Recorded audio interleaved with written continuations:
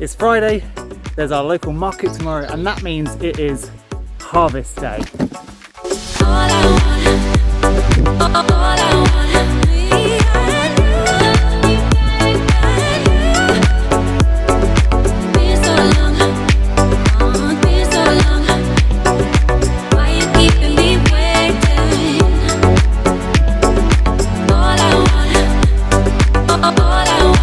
This video is sponsored by Future Pump, a solar irrigation system perfect for any Ofsted farm, homestead, market garden, or even down the allotment. So we need to get into the market garden and not only harvest veg, but harvest flowers. And I thought I would show you how I do it, as we have no on-site water and we have no cooler. So I wanted to show you just how I harvest and keep stuff fresh so it's ready for market tomorrow. So I use a few things, the first of which is polystyrene boxes. These were actually free. Somebody received food parcels and they were advertising them for free before they took them to the tip. So definitely worth just asking in your local community if anybody receives like cold meats and stuff, because these come free. And then these are where I will store my harvest veg. But we need some ice, a couple of blocks in each, and this just helps keep everything nice and cool. And pop the tops on to make a nice cold environment. I should say that these are really great for keeping your veg cold overnight, and also if you then put them on the stand, your farmer's market, your farm gate, and they start to wilt a bit, put a little bit of water in the bottom of these, put some ice blocks in, and then put your veg back in them overnight. I have got lettuces to last 2 weeks this way without going off at all. So definitely a pro plus for these. The other thing I need is a nice big plastic tote and some water. I sell all of my vegetables as unwashed, so people know they need to wash them before eating. However, you need to get the field heat off them. Normally if you had running water, you'd have a sink and you just wash them. I don't have that, so I fill this with water and then I dunk the vegetables in. I always start with the leafy greens because they're not covered in soil, so we'll start with chard and lettuce and things like that. And then as soon as I get to a point where I need to put root vegetables in, things like radishes, they're the last, because obviously they make all that water really muddy.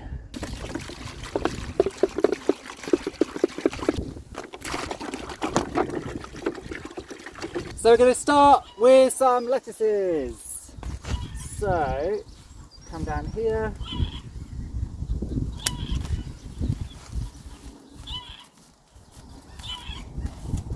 I always take off the bottom leaves because they're the ones that have been in contact with possible contamination on the ground, and also they're normally the ones that are a little bit rattier.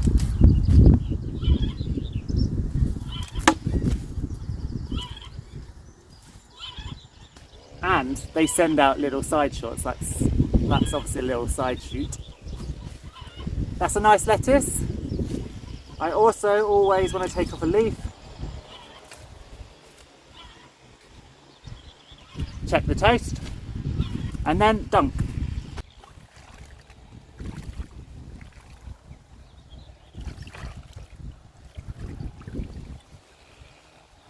And then, especially on a day like today where it's fairly hot, just shake it off a little bit. That leaf came off, that's fine. And then straight into our cool box.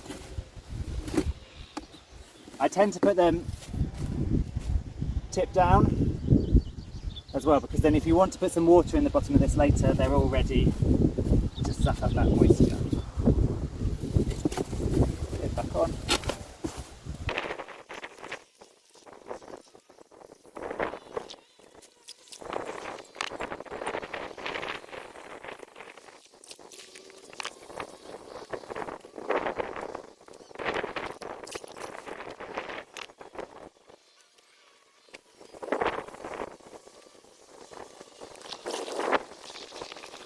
Now my local market is tiny, so I've only picked 10. I sell them at £1.50. But this, because it's not been in the kitchen, is therefore not classed as catering waste or kitchen scraps, so can be fed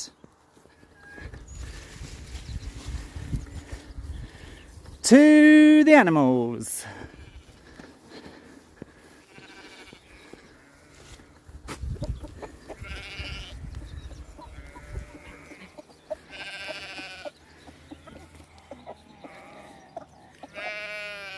So next up is chard, and I've got all these new little plants that I sowed this year, and these are actually plants from last year. But chard is actually really good because unlike things like lettuces, which when they bolt and go to seed like these have, the leaves become bitter, chard leaves do not lose their taste. They're still yummy even when they send up shoots like this, so we can still take a crop of this. Now chard doesn't sell massively well, so again it doesn't matter that I've only got a few, and I basically just go through, take the nice leaves off, dunk. I do it slightly differently because I need to collect all the leaves first before I bundle them.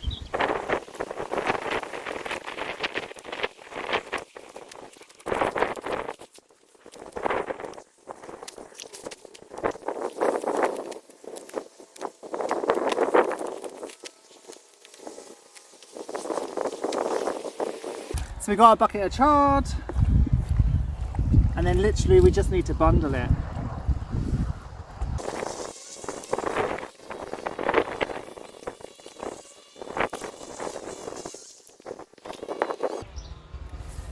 And I have so much chard that I don't mind bundling quite a lot. So this is a £1.50 bundle of chard.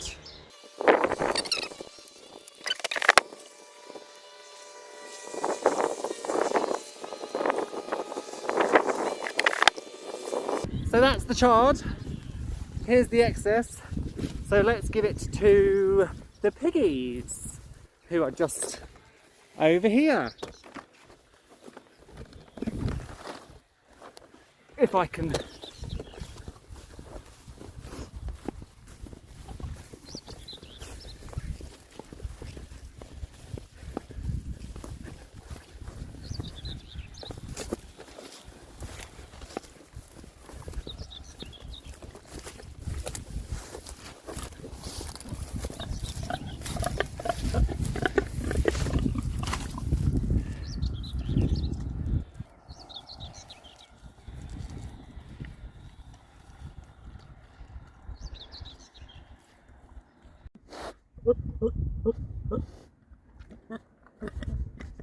So as I mentioned earlier, we have no running water on site.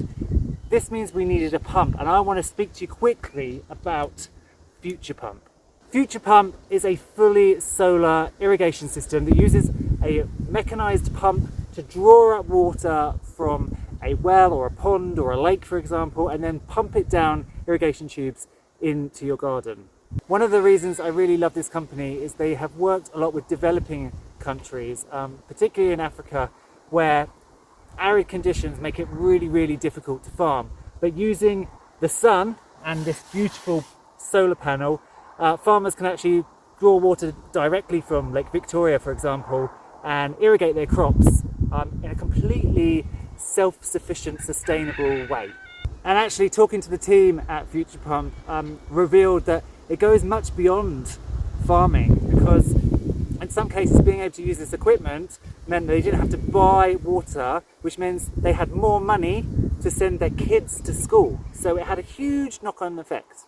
Now obviously in the UK we're not that arid, we don't have such difficult growing conditions to deal with, but water and rainfall is becoming really more volatile in terms of how much we get and when we get it. And especially here on site where we don't have access to a well or mains water, I really needed something to help me water the market garden. So I actually had the smaller unit, an SE1. It comes with your solar panel, which hooks directly into your pump, and the pumps are nice and small and they don't weigh a lot, so you can move them around really easily, and they're so simple. The water comes in, this the solar panel powers this wheel to go round, and then it pumps the water out down this line. So let's turn it on. It literally just has a little switch back here. You can You see immediately the wheel starts to turn. And so it's drawing water from over here in our pond, up that tube, along here, into the pump, where the pump then pushes it down this tube. Now I should say one pipe wasn't enough for us. We needed to buy an extra pipe, just so that we could get it all the way through the hedge and then in the market garden. And you have to cut the sprinklers into the pipe work itself, so we needed an additional one, which wasn't too bad. The other thing is, it only works when it's super sunny. So on a day like this, fabulous, it's going to water everything. I tend to try and water in the evening, using the evening sunlight so that that moisture can land and then soak in. But the other thing that you could do is use a header tank, so an elevated tank. On a sunny day, use the Future pump to fill it all the way up, and then use gravity fed drip irrigation, for example. So then that header tank would then slowly drip down and drip into your garden. I must also say, when it comes to tech and things like machinery, I want to know that I've got somebody to ask, and the team at Future Pump are brilliant. They've got a main team and distribution centre based in Suffolk here, and also the development team and the manufacturing team over in India. So they're really easy to get hold of. They're really responsive to your emails and things, and I haven't had any difficulties. So that's a definite pro. So in the market garden, I've decided to keep using a battery operated pump for the flower farm, and I'm using the solar Future pump here. And so I've got 4 sprinklers on it. Again, it's all just plastic connections. It's all driven by pressure, so you don't have to worry about mechanical things going wrong. So I've got 1, 2, 3, 4. I've managed to get 4 pumps on it. They do suggest only 3 sprinklers to get maximum spread, but at the moment I'm actually managing to get enough pressure for 4 sprinklers. And it works wonderfully. If you want to find out more about Future Pump, I'll leave the link to the website in the description below. And if you want to ask any questions, feel free to ask me in the comments and I'll try and answer them, or just email the company themselves. But overall, I have to say, a really great product from what I think is a super ethical company. Now we're going to whiz up to the polytunnel because I want to do some bundles of parsley. Exactly same, pick, dunk, band, cool box. And then we are going to do our radishes.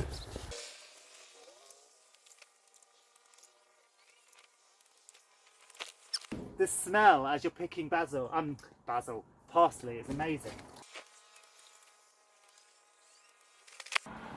I like to leave long stems on the parsley when I bundle it, because what I actually do at the farmer's market and on the farm gate is I bundle them up high and then I treat them like a cut flower. So I put this in a vase of water.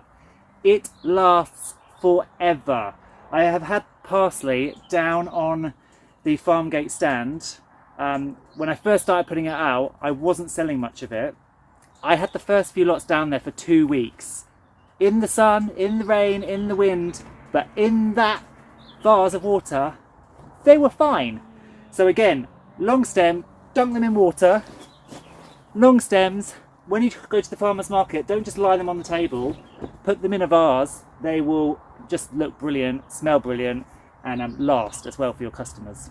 We'll be back in here later as well, because I am running short in terms of flowers, because ranunculus are kind of over, anemones are going over, and I don't have a vast amount coming up. So I have parsley flowers. These in a bouquet are fabulous. Like the parsley leaf, they last for ages. They do quite floppy to start with, but get them in some water and they just give some fantastic structure.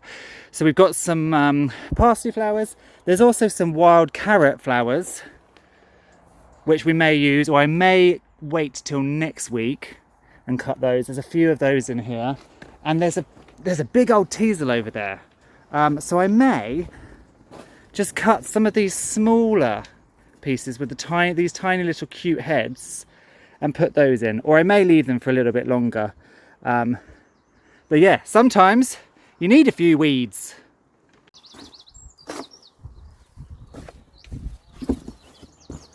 So that's it in terms of leafy greens. I fully admit I'm a bit behind this year. I didn't really get enough stuff growing earlier on, so I haven't got things like kale and spinach and spring onions. And the carrots, although they're looking good, are no way ready to harvest, but we are gonna get up some bunches of radish. Now the radishes are slightly different because they are a root crop, not a leaf crop. So they do need to be washed because they're gonna come up with dirt on them. So that does need to be washed, more for just aesthetics rather than anything else. I need to do that at home, however, so what I'm going to do with these is I'm just going to dump them all in the water. We will then take them home and wash them and bunch them.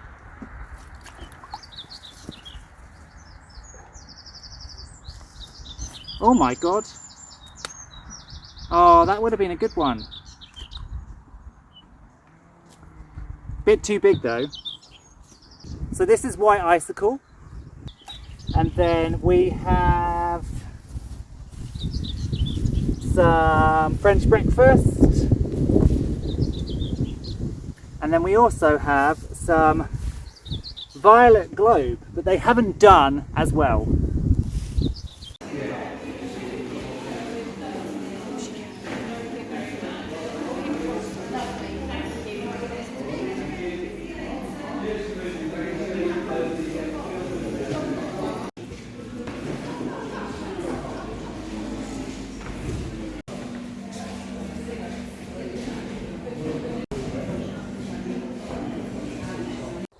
Well, you saw a few clips there of the market.